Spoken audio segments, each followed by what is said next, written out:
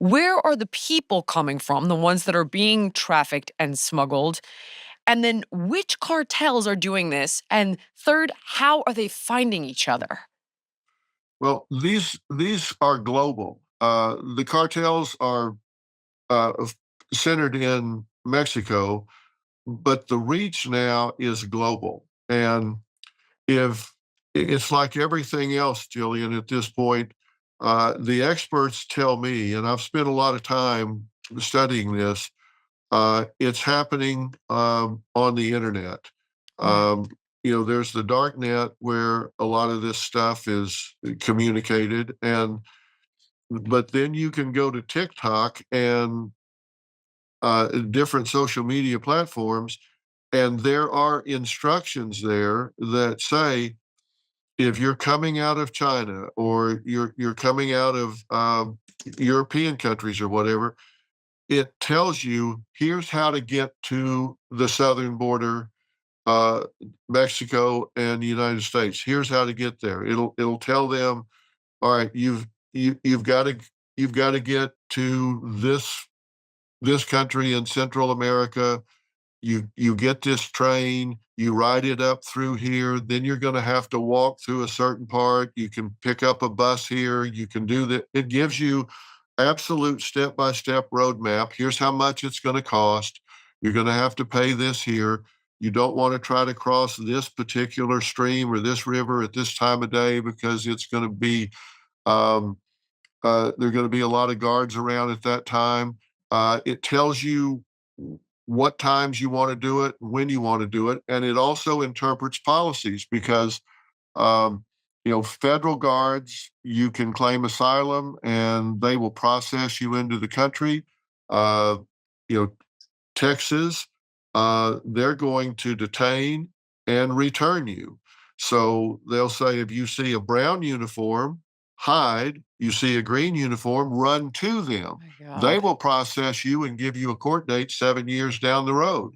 So hide from brown uniforms, run to green uniforms. I mean, God, there's that the information on the internet is unbelievably detailed in telling people how to get from different countries all the way up to the border. And if you get to the midpoint of that river, you're in America. And if you're out there and you're having trouble getting across, the guards will come and save you and bring you into. You're in America if you're in a certain part of that river. They will save you, bring you across, and these guards, a lot of them say we've become social workers. We've become transporters rather than guards because the policy is you. They claim asylum, we give them a date and process them and turn them loose. and they vanish into the country somewhere. And and Jillian, they give them cards that are debit cards. They give them phones, they give them money, and give them a ticket to get somewhere and go somewhere. So they know that, and then some of them have paid money to get as far as they got, and then they're in the country and they owe money, and so they start doing things they wouldn't ordinarily be doing. When I was in Arizona recently with Sheriffs Lamb and Daniels, who work that area. There's called Smuggler's Highway over there, and it's a stretch of highway that they they get on, and they call them load cars. And they've learned to spot these cars because you'll see a car and it's riding really low. And Gosh, from all the I mean, buys in the car. they look at it and they'll look, and it's riding really low, and they'll stop it, and it's got like 6 or 7 people in the trunk just stacked in there in inhuman ways. It's just inhuman the way they pack them in there because it gets really hot. The day I was there, it was 114, and and and get this, Jillian, they are now recruiting U.S. teenagers to pick these illegals up and drive them into the United States. So you'll go on Instagram or TikTok, and there will be an ad there that says, how would you like to make $5,000 in one night. And it shows these kids with just $100 bills raining down around them.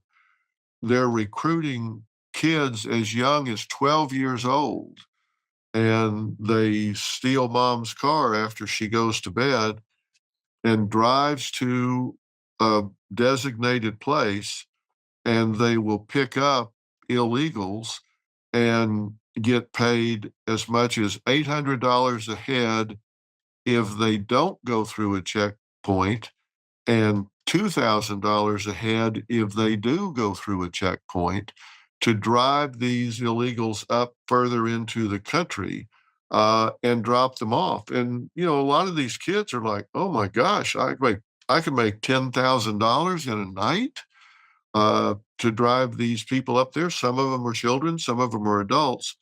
And I asked the sheriffs, "What's the big difference between going through a checkpoint or not going through a checkpoint?" And they said, if they go through a checkpoint,